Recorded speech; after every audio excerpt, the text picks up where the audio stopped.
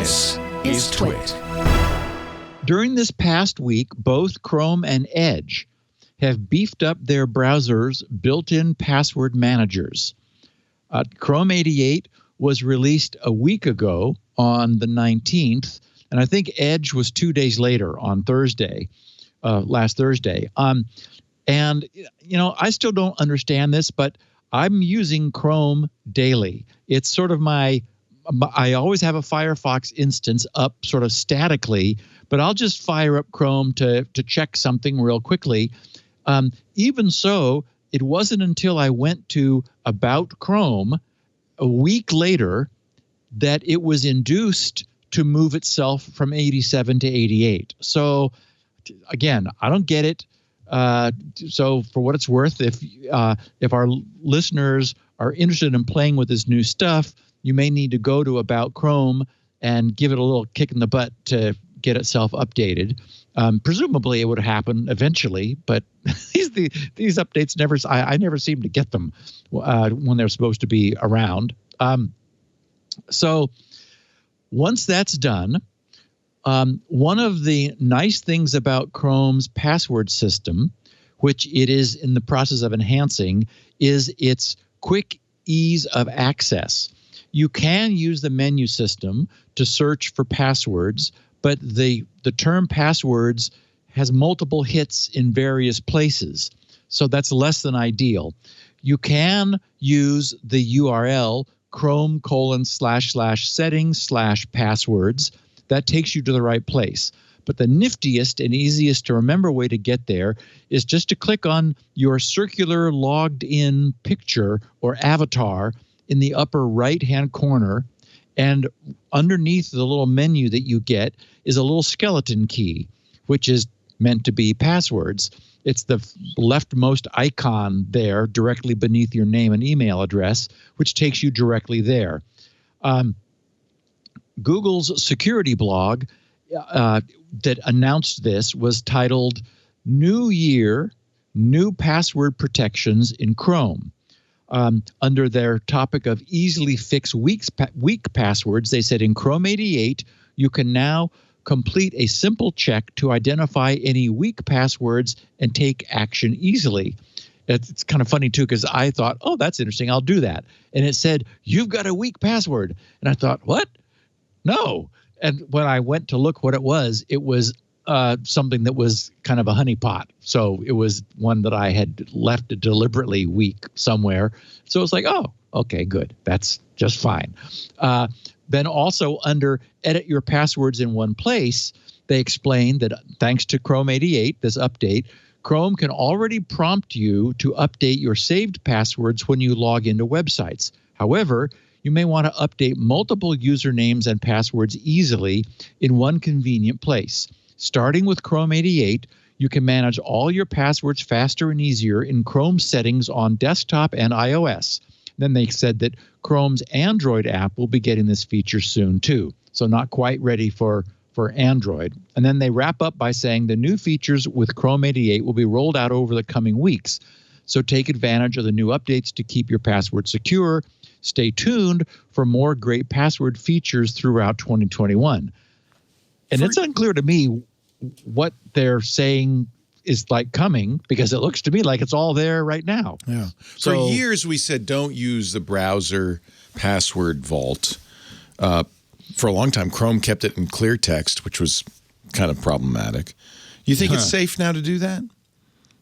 The problem I still have is that it's, to use the term we typically use relative to Apple, it's a walled garden. I mean, for me, as I mentioned, I have Firefox and I have Chrome. And so, of course, I have my chosen password manager is in both. And so I get cross-browser make synchronization and also the ability to run, like to have the password vault, which is separate from that I'm able to browse. So for me, a password manager is still a worthwhile extra, but certainly I can certainly see a lot of users who just want to, they're just like Chrome people, or they're just Firefox people, or whatever. So to help them do a better job to make using unique, complex passwords easier, I guess I would say that that even though there's still a vulnerability, for example, when you're logged into Chrome, you can go to that passwords page and say, show me my passwords, and it does. So in a shared computer environment, you want to be very careful to be logging out of Chrome, because if anybody is able to get to your Chrome browser and your smiling face is up there in the upper right-hand corner, there's nothing to protect your passwords from being viewed. So the local compromise is still present, and they don't really seem to have fixed that, because it would cause trouble. But the big problem, as we know, that everybody has is that because password management is a hassle, people are still, even today, not using long, complex, and unique passwords.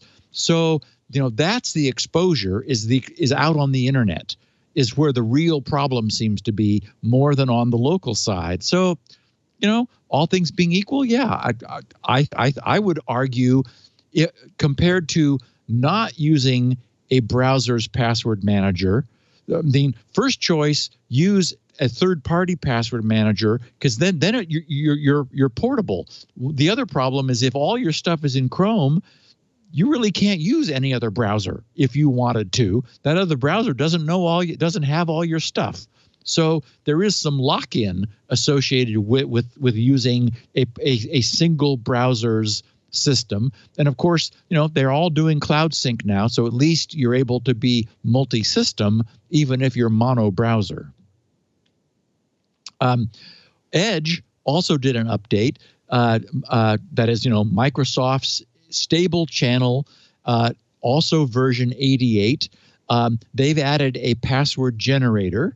They said Microsoft Edge offers a built-in strong password generator that you can use when signing up for a new account or when changing an existing password. They said just look for the browser suggested password drop-down in the password field, and when selected, it will automatically save to the browser and sync across devices for easy future use. And it's funny, we talked last week about how Google had found out that the other Chromium users were using features that were meant to be Google Chrome browser specific.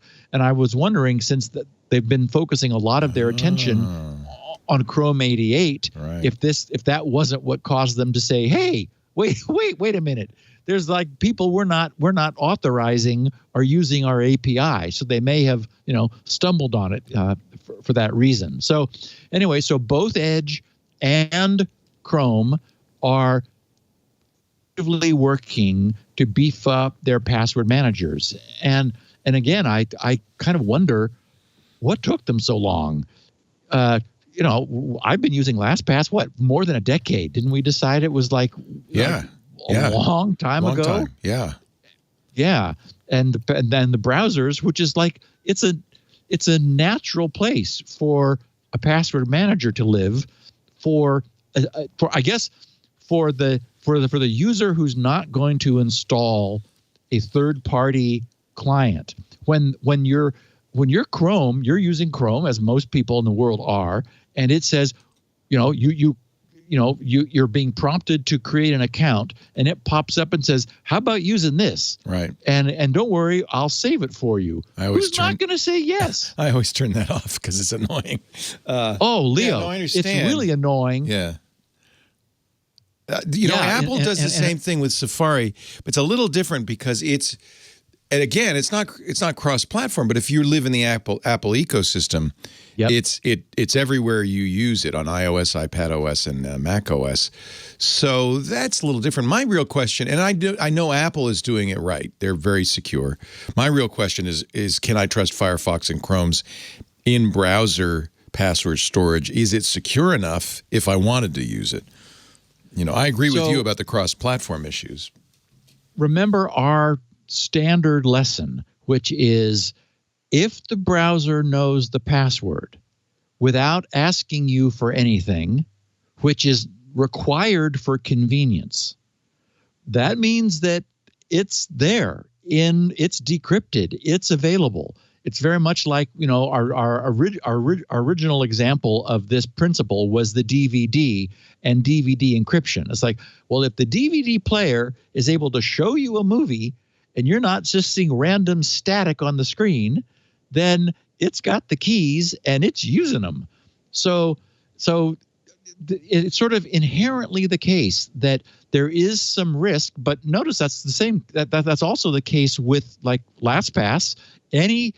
Anything which is able to fill passwords in for you without every single time challenging you about your own identity, that says that is available.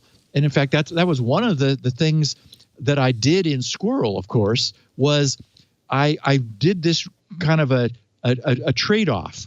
You would have to identify yourself with your full Squirrel password once per session, meaning like when you turn the computer on or when you come back from unblanking it or you haven't used it for some length of time, and all of those things you were able to control. After you did that, it re-encrypted the secret that it had been able to decrypt only when you gave it your full password. It just it re-encrypted it with the first N characters, meaning that when you say, but so the requirement was every time you authenticate, you were being prompted, but it was only, for example, by default, the first 4 characters of your password. And you could just go bing, bing, bing, bing on the keyboard. And since the number of characters was not a secret, there was no reason to require the user even to hit enter. So it was just bing, bing, bing, That's bing. as bad as you can get. Yeah. But here was the catch. If you mistyped any of those 4, it then washed that secret, that re-encrypted secret, out of RAM immediately, so that you were then required to enter your full password. So it was sort of a nice interactive trade-off that didn't inconvenience the user, but still resulted in dramatically more security than we typically have now, where, I'm not ever being harassed by LastPass or Safari, for example. I do like the LastPass integration in iOS now, because now I'm able to have LastPass, provide the passwords to Safari instead of storing them in yet one more place. Right. And I guess that would be a useful note for security is, not to spread this stuff around too much, because yes, the more you do, the more opportunities there are for mistake. Yeah. It's got to be hard to design these things. You've got to think of every possible avenue for exfiltration and so forth. Somebody's in the chat room saying that Edge doesn't actually know the password in the clear. They use hashes. And I imagine that would be kind of best practice, is not have a clear text copy of the password, but just a hash, and you could compare hashes, right? That can't be true, because it has to provide it has to fill it in. Clear password, of course, to the website. That's right. Yeah.